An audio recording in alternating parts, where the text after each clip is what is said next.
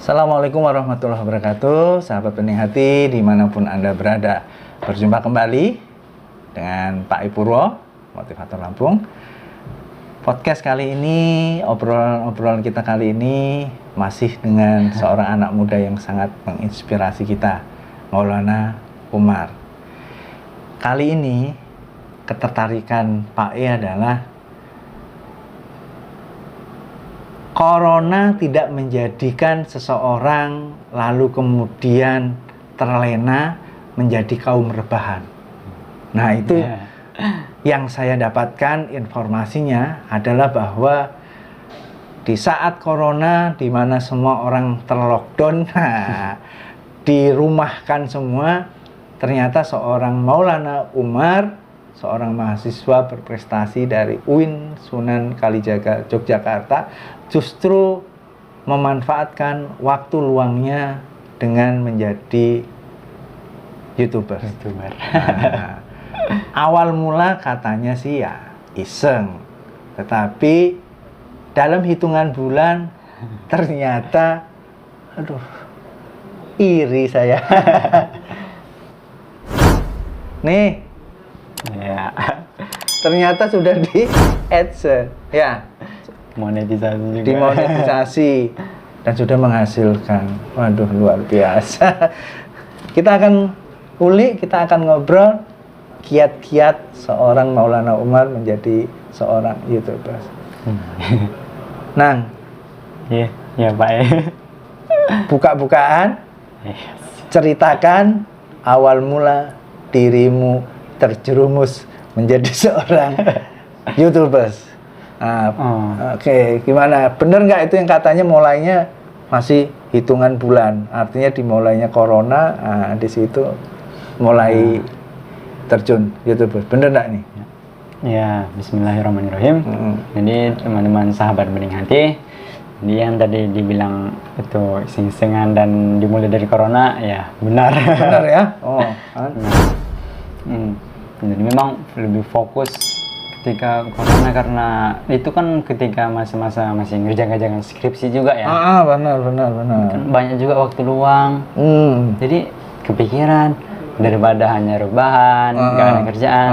Kenapa kita bisa berprestasi atau berkreasi di YouTube, dunia YouTube. Ya kalau misalnya nanti ada rezeki ya bisa jadi kayak tadi itu kan sudah bisa dimonet dan lain sebagainya, lebih ya intinya banyak memberikan aura-aura positif lah dalam kehidupan. Tapi memang awal kisahnya itu dulu nggak ada niatan jadi YouTuber sih. Jadi kayak misalnya itu sekedar dibuat untuk misalnya momen-momen kita didokumentasikan saja gitu. Misalnya HP kan tidak terlalu banyak penyimpanannya. Jadi di situ saja. Jadi kayak agenda kita mau keluar negeri, keluar kota. Aktivitas lomba itu ya. Nah, apa salahnya yang sebelumnya tersimpan? Itu. Apa salahnya dijadikan di situ di YouTube?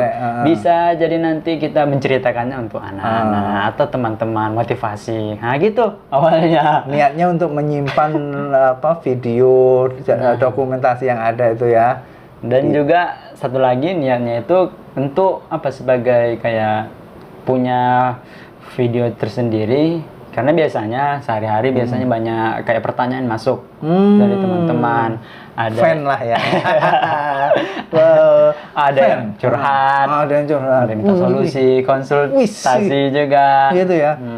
Kalah Pak. ada yang itu di DM di Instagram, DM, WhatsApp, gitu. Kadang-kadang juga Ustadz. Kadang-kadang diminta kajian, misi kajian. Nah, kadang misalnya mereka tahu kontaknya, ya konsultasi. Nah, terkadang gara-gara banyak pertanyaan yang mungkin dia punya makna serupa gitu ya. Ya, karena kita juga punya kesibukan, ketimbang kita terus-terus kan ketik juga nggak lama dan nah saya kepikiran aja saya buat misalnya ada yang bertanya dengan hal ini, misalnya tips sukses, tips istiqomah, mencari pasangan misalnya. Nah, saya buat aja videonya gitu. Sehingga nanti misalnya ada yang mau lihat, tinggal saya kirimkan linknya. Jadi dia bisa mendapatkan info yang lebih detail, akurat.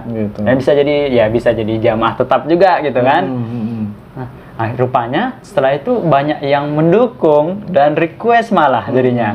Oh, ya sudah, dilanjutkan saja. Nah, tiba-tiba nggak tahu beberapa bulan itu Februari, lebih fokusnya ketika Maret gitu kan.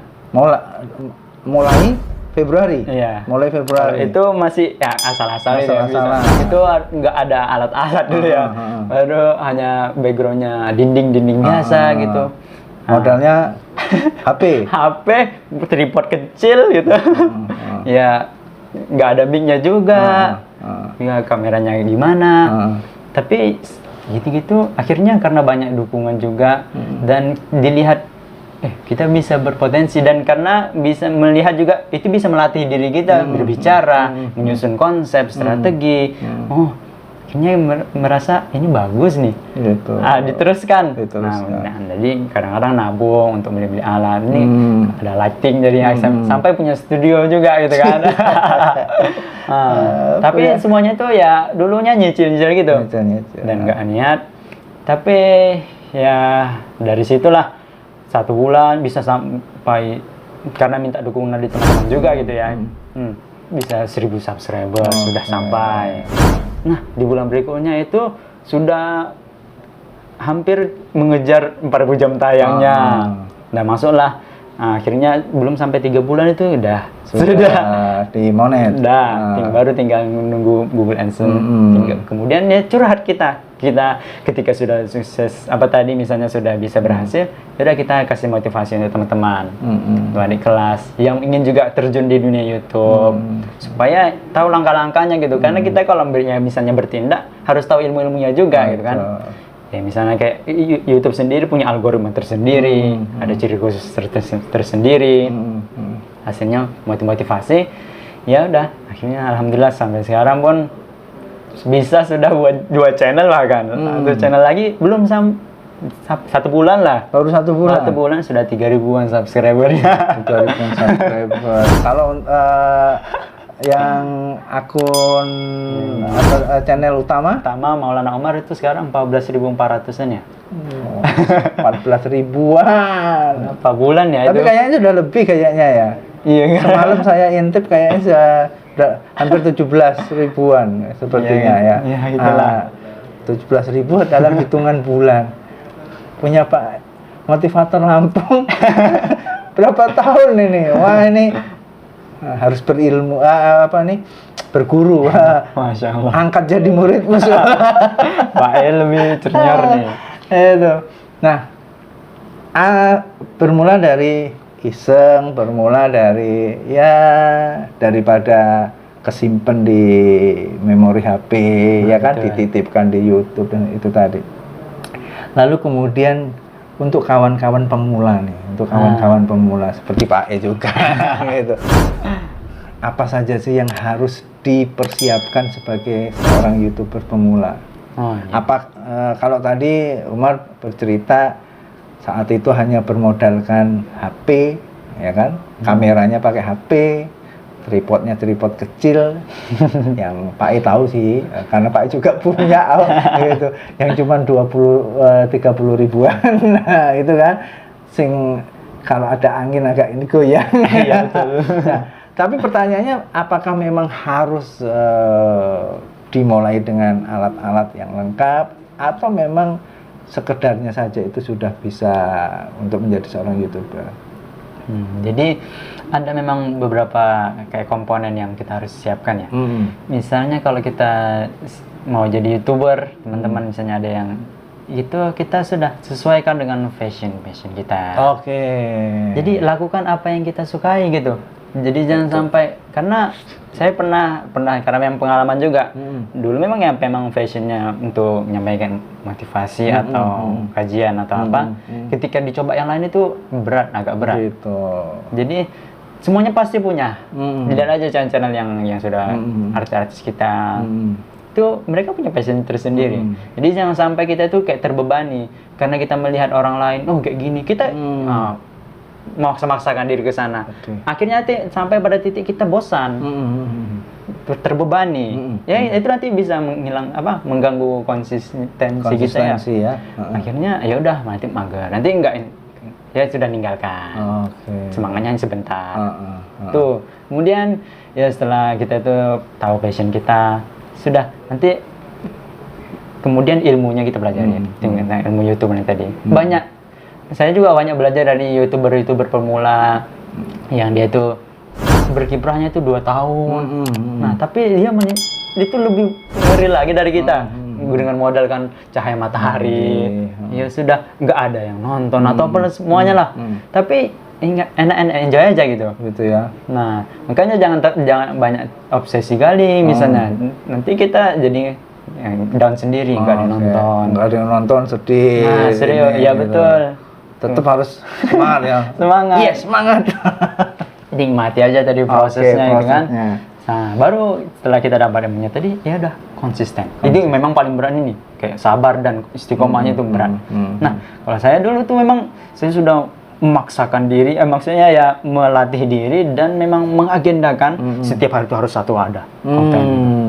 Jadi ya kadang-kadang pernah sampai begadang untuk apa, untuk buat ngedit video, ngedit. Ya capek, awal memang capek, tapi setelah gini mas, itu buah dari konsisten kita. Nah banyak dari teman-teman yang saya lihat, misalnya dia ingin terjun ke dunia YouTube, itu nggak tahan di sana. Gitu ya. Nggak tahan ya. Maunya instan ya. Maunya instan, maunya langsung melejit, maunya dapat monetisasi. Padahal kita juga ya berbulan-bulan gitu misalnya kan, beberapa bulan. Nah, cuman ya jadi sampai sekarang tuh sudah berapa ya? 200-an video itu. Setiap hari bisa, jadi saya pernah sampai agendakan kalau bisa 2 video 1 hari. Video 1 hari. Ya, tapi lebih istiqomahnya satu hari satu video. Nah, tinggal udah. Nah, saya banyak belajar dari youtuber juga. Ketika kita misalnya lagi malas, ya udah kita manfaatkan untuk konsep. Ketika moodnya ada, nah situ buat video. Nah, ya akhirnya dapat. Yang penting kita upload juga, tapi berdasarkan ilmu kita juga. Dan banyak belajar sih. Jadi jangan asal-asalan juga memang. Nah, dan yang memang paling terpenting itu tadi yang terakhir. Dan itu banyak letak titik lemah para YouTuber sekarang itu di konsistensinya.